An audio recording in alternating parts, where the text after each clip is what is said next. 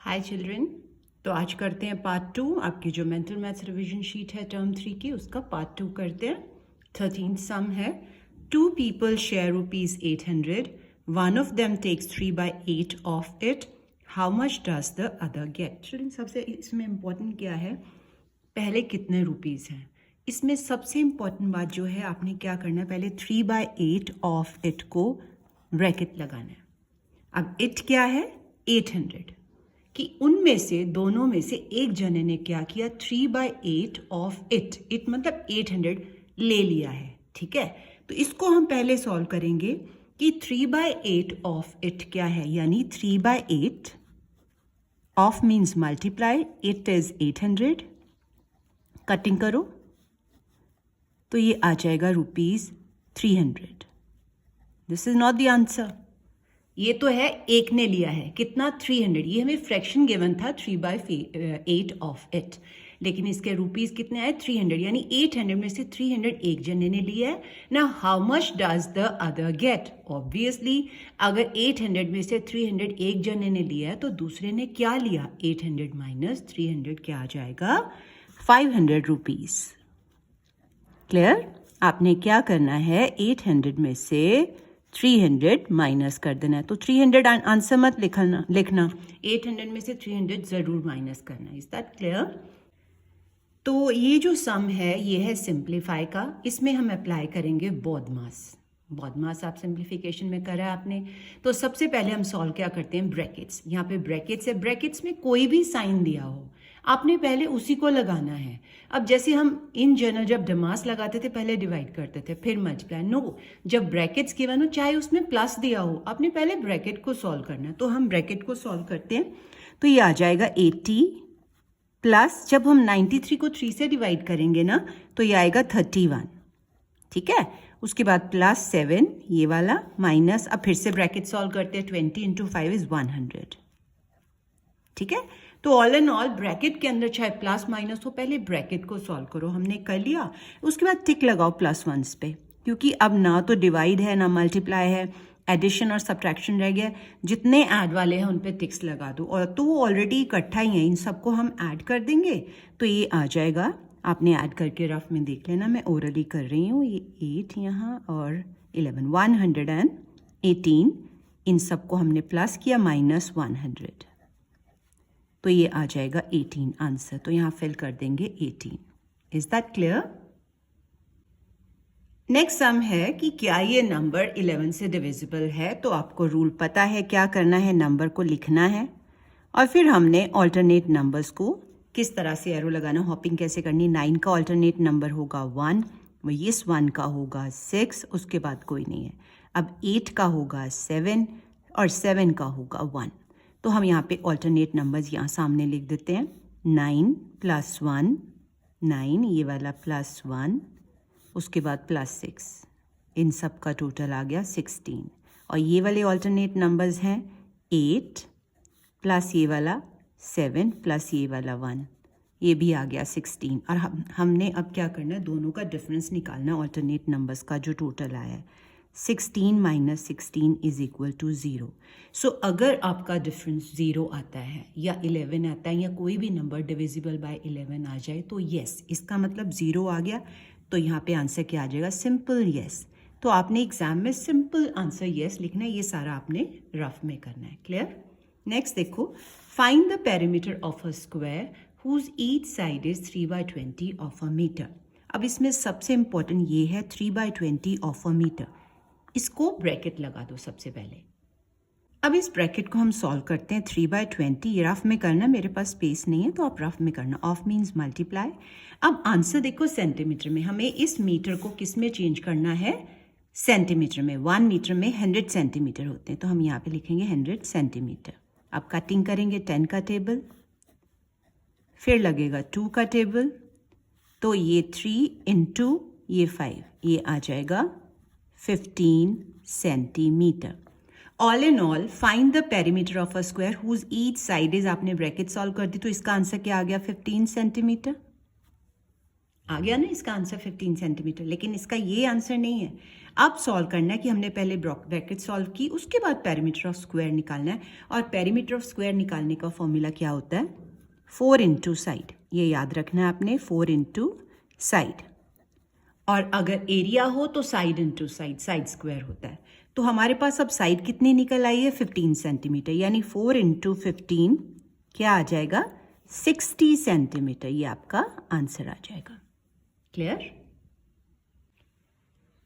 If 4/9 of my money is 1200, इसके बाद हमने किया था फाइंड द होल अमाउंट, किया था ना, या फाइंड द होल किया था हमने पार्ट 1 में। अब थोड़ा सा इसमें चेंज है। क्या ट्विस्ट है? देखिए, what will 3/9 of it be. बिल्कुल उसी तरीके से करना है। आपने क्या करना है, ये पार्ट सेम है कि आपने 1200 को रफ में करते हैं, यहाँ पे 1200 है ना, इसको डिवाइड करना है किससे? मैंने बताया था ना, ये वाले फ्रैक्शन से। कर दिया? ठीक है, पहले इसको डिवाइड कर लो। ये आ जाएगा 1200, इसका इनवर्स लेंगे 9/4, काटो, ये आ जाएगा 300, यानी आ गया ₹2700। यहाँ तक क्लियर है? हमने ऐसे किया था ना सम, जो कल किया था हमने, मतलब पार्ट 1 में। उसके बाद ये इसका ये आंसर निकल आया, ये सारे का आंसर निकल आया ₹2700। ठीक है, अब आगे पढ़ो। What will 3/9 of it be? अब ब्रैकेट लगा दो इसको। अब इसका आंसर क्या? Just this.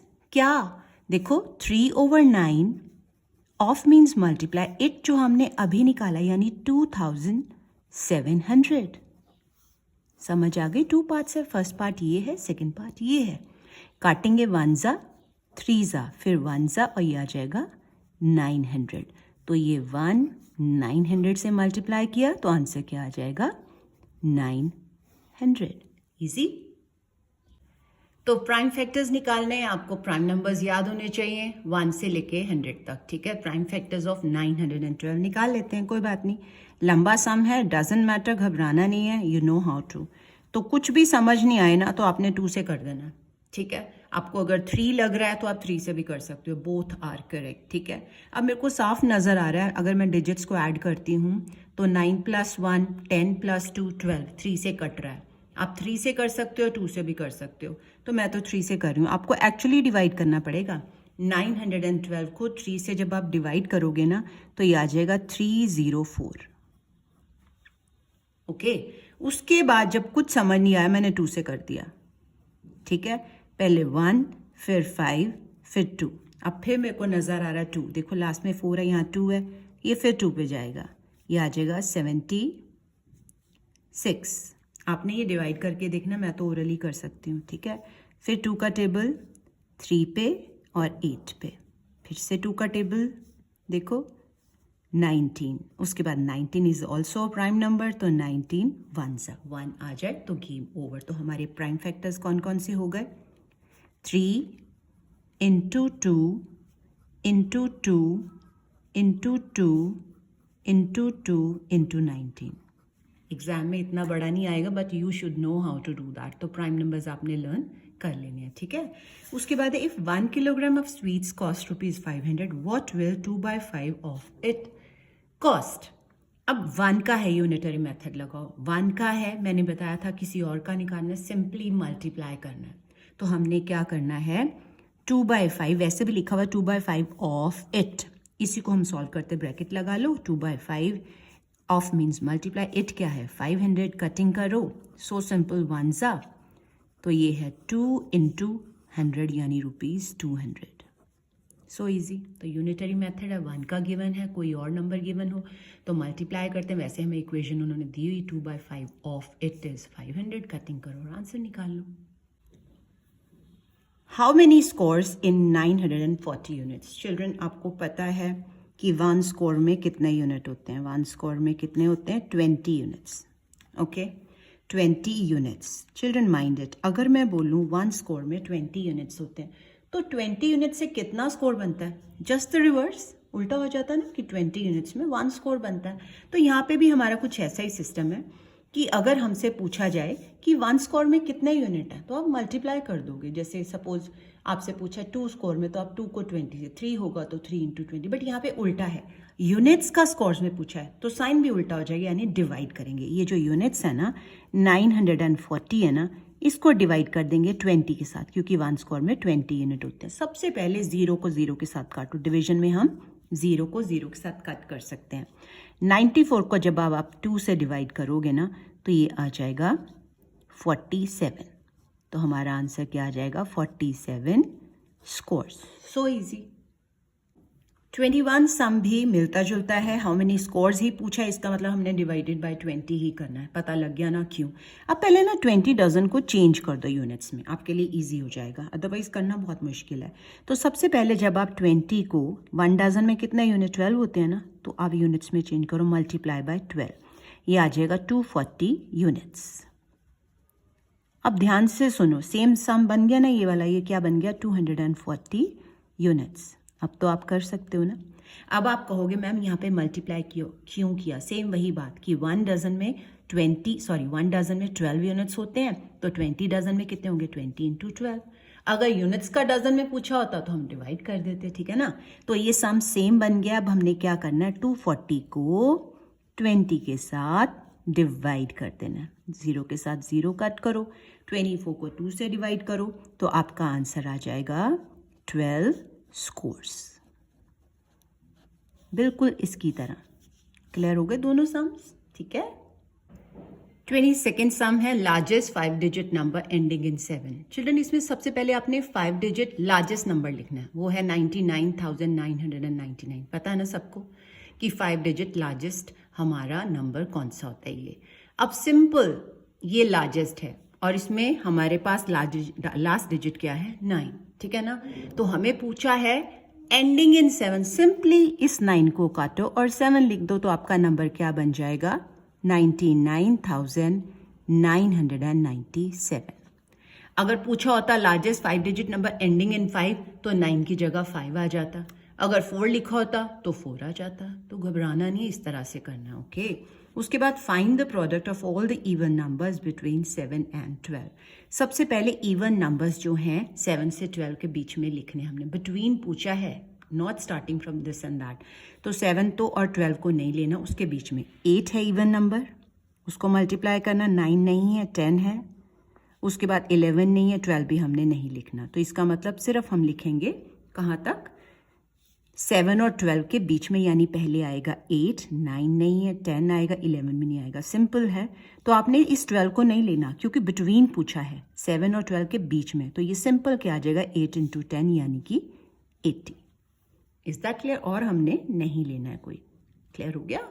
उसके बाद नेक्स्ट देखिए, 2/5 of a cloth cost ₹200, find the cost of 1 metre cloth. Again unitary method कि हमें यहाँ 1 नहीं दिया, 2/5, चाहे फ्रैक्शन डजंट मैटर, हमें 2/5 मीटर ऑफ क्लॉथ का जो कॉस्ट है 200 गिवन है। और मैंने बताया था कि जब भी हमने 1 यूनिट का निकालना तो डिवाइड करना, किसको किससे, कॉस्ट निकालना ना, जो कॉस्ट गिवन है ना ये वाला 200, इसको आपने डिवाइड करना है 2/5 से। रीज़न पता लग गया ना यूनिटरी का, जब हम 1 का निकालते हैं तो डिवाइड करते हैं, किसी और का निकालते हैं तो मल्टीप्लाई करते हैं, चाहे वो फ्रैक्शन हो, डेसिमल हो या होल नंबर हो। तो इसको हम सॉल्व करेंगे, इनवर्स लेंगे 200, मल्टीप्लाई होगा तो इनवर्स आ जाएगा 5/2, कटिंग करेंगे 2 का टेबल, हमारे पास बचा 100 मल्टीप्लाई बाय 5 यानी ₹500। So easy. क्लियर?